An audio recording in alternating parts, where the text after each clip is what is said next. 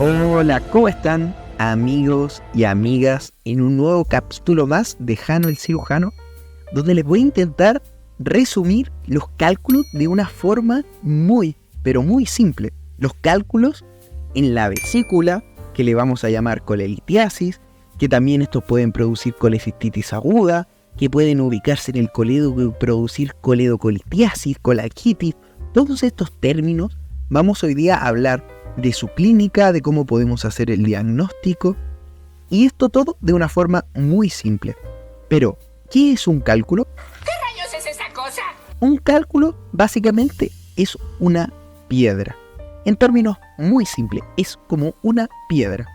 ¿Y en quiénes se producen estos cálculos? En general, hay factores de riesgo. Nosotros los podemos resumir con una M, acuérdense siempre. Mujer multípara que haya tenido muchos hijos o haya estado muchas veces embarazada. Mapuche, que es un grupo étnico que se encuentra en mi país, Chile. O que tengan mucho peso. Que tengan un peso elevado también es un factor de riesgo. Vamos a hablar un poco de anatomía, porque cuando nosotros hablamos de los cálculos de la vía biliar, muchas veces nosotros no entendemos dónde está la vía biliar, no entendemos la vesícula, dónde está. Ahora, ¿dónde está todo esto? En el abdomen.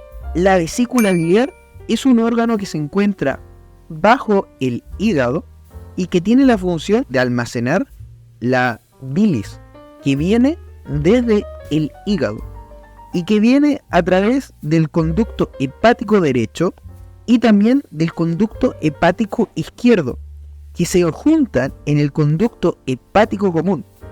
Y esta bilis viaja desde el hígado y se almacena en la vesícula. Y cuando nosotros comemos, esta vesícula se contrae y la bilis baja. ¿Para qué? Para degradar los alimentos y para que sea más fácil la absorción y la digestión de los alimentos en el intestino. La vesícula biliar tiene un conducto que se llama conducto cístico, y la unión del conducto cístico y el conducto hepático común se llama colédoco. ¿Por qué es importante tanto nombre? Porque dependiendo de dónde esté el cálculo, nosotros le vamos a poner un diferente nombre a esta enfermedad. Es así, cuando el cálculo se encuentra en la vesícula, nosotros le llamamos colelitiasis. ¿Y qué significa cole? Vesícula. ¿Y qué significa litiasis o litio? Piedra. Cálculo. Entonces es un cálculo en la vesícula. Ahora, ¿qué síntomas me da un cálculo en la vesícula? Generalmente me da un cólico biliar que nosotros llamamos simple. ¿Por qué simple? Porque dura en general menos de 4 o 6 horas. Es un dolor en el hipocondrio derecho, que también podría estar a nivel del epigastrio. ¿Y qué es esto del epigastrio y del hipocondrio derecho? Son sectores del abdomen. Nosotros dividimos al abdomen en 9 sectores. Y esto acá, que es casi la boca del estómago, le denominamos epigastrio. Y acá, donde está el hígado y la vesícula, le denominamos hipocondrio derecho.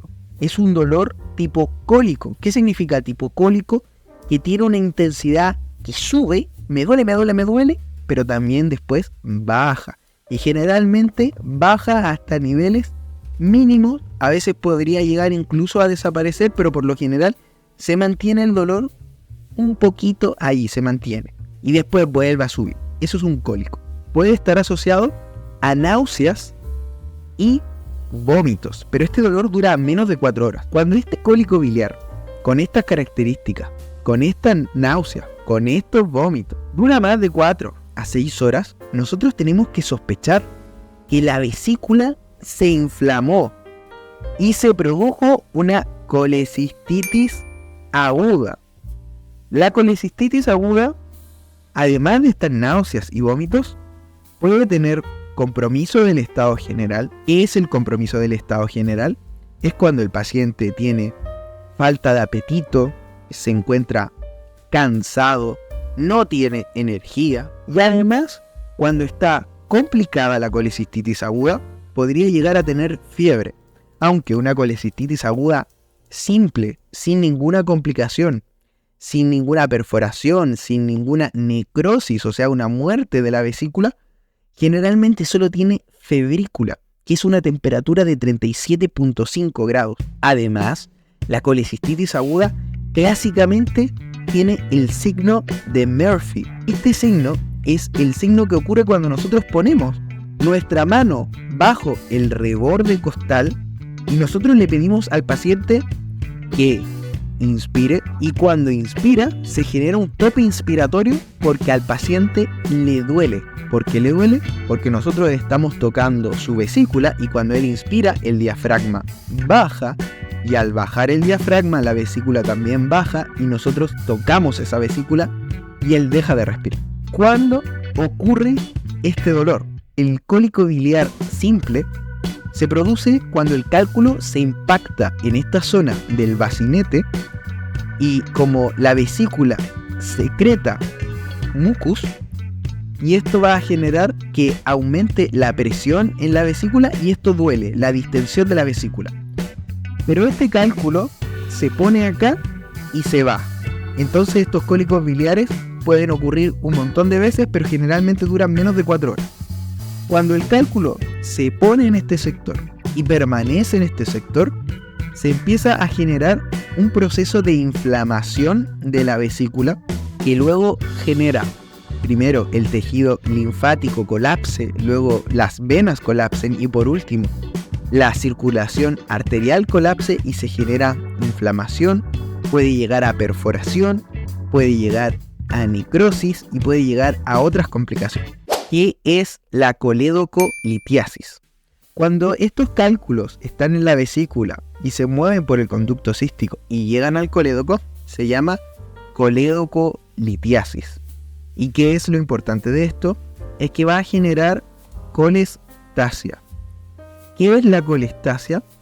Es cuando la bilis que viene desde el hígado no puede ir hacia el intestino y queda almacenada, y esto va a generar diferentes síntomas. En la bilis nosotros vamos a tener bilirrubina, y esta bilirrubina, cuando no puede llegar hacia el intestino, se devuelve hacia la sangre y tiñe de color amarillo la piel, generando ictericia. Además, por esta misma colestasia, también se genera coluria, que la orina se vuelva oscura.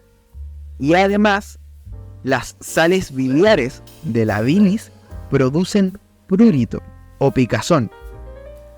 Cuando el colédoco o la vía biliar se inflama y generalmente se asocia a una infección, se produce una colangitis aguda, o sea, una inflamación, inflamación de las vías biliares, que generalmente nosotros vamos a poder ver y sospecharlo con la tríada de Charcot, que tiene fiebre mayor a 38 grados, dolor en el hipocondrio derecho e ictericia o coloración amarilla, porque esta inflamación genera una inflamación sistémica en el cuerpo que va a llevar a una disminución de la presión arterial por una vasodilatación de los vasos arteriales, y también como esta hipotensión se genera, hay un compromiso de conciencia porque no le llega sangre al cerebro.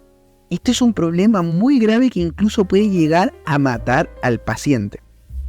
Entonces, yo les hice esta tablita para que ustedes puedan entender de forma muy simple cómo van a estar los laboratorios que nosotros vamos a pedir, los exámenes de sangre. Si nosotros tenemos piedra en la vesícula, no tendríamos por qué tener elevación de parámetros inflamatorios como la PCR o los leucocitos. No deberíamos tampoco tener ni elevación de la GOT ni la GPT, que generalmente se elevan cuando hay un problema a nivel hepático, o de la FA y de la GGT, que se elevan cuando hay patrón colestásico. No debería haber nada. En cambio, si nosotros tenemos una colecistitis aguda, lo más común es que como tenemos una inflamación, porque la colecistitis aguda es una inflamación de la vesícula, se eleve la PCR y los leucocitos, que son signos de inflamación. Si nosotros tenemos una colédocolitiasis, donde no hay inflamación, la PCR y los leucocitos deberían estar normales. Pero nosotros podríamos tener elevada la bilirrubina total a expensas de una bilirrubina directa, porque tenemos que entender que la bilirrubina se transforma, viene desde la sangre y se transforma en el hígado desde bilirrubina indirecta a bilirrubina directa y después viaja a través de las vías biliares hacia el intestino. Y si es que queda atrapada esta bilis, se devuelve a la sangre producto de que está atrapada, ya que hay un cálculo que obstruye su salida hacia el intestino, se devuelve hacia la sangre y aumenta la bilirrubina total a expensas de una bilirrubina directa en la coledocolitiasis. También tenemos un patrón colestásico donde se eleva la FA y la GGT, y también podría incluso elevarse la GOT y la GPT. En la colangitis vamos a tener todo elevado. ¿Por qué? Porque va a haber inflamación, o sea, elevación de PCR y leucocitos. Puede haber un patrón colestásico con elevación de FA y GGT. Puede haber elevación de enzimas hepáticas con una GOT y un GPT. Y también, obviamente, como está obstruido, por eso se produce la colangitis, va a haber elevación de bilirrubina total y bilirrubina directa. ¿Con qué nosotros podemos hacer el diagnóstico? En general, la imagen de elección para colelitiasis y colecistitis aguda es la ecografía, que me permite ver de una buena forma la vesícula. En la colelitiasis nosotros vamos a encontrar cálculos a nivel de la vesícula o incluso barro biliar. Y en la colecistitis aguda, este cálculo va a estar impactado a nivel del bacinete, va a haber edema de las paredes de la vesícula, podrían haber incluso signos de perforación o de necrosis. En la coledocolitiasis, en cambio, la ecografía es muy buena para poder hacer la sospecha. En general, la ecografía no es capaz de ver los cálculos de tan buena forma en la vía biliar y además no es capaz de ver el tercio distal del colédoco, pero sí es bueno para ver la vía biliar más proximal, que nos permite ver si es que está dilatada. Si está dilatada la vía biliar, significa que hay algo obstruyéndolo, por eso se dilata, porque no puede avanzar el fluido que está pasando por ahí. Entonces, a través de esta dilatación, nosotros vamos a poder sospechar que hay una coledocolitiasis, pero la confirmación la tenemos que hacer con una colangioresonancia magnética, que permite ver de muy buena forma los cálculos en el tercio distal del colédoco y con esto hacer un buen diagnóstico. La colangitis aguda, nosotros podemos pedir una ecografía que nos permitiría ver la vía biliar dilatada, y asociado a esta fiebre, a esta ictericia, tenemos que sospechar sí o sí colangitis aguda. También podríamos pedir un escáner para poder ver otras causas de colangitis aguda o incluso una colangioresonancia magnética que nos permitiría ver la coledocolitiasis en el tercio distal del colédoco. Espero que les haya gustado. Si quieren ver cómo se hace el tratamiento de cada una de estas patologías, pueden dejarlo en los comentarios. Nos vemos en un siguiente episodio.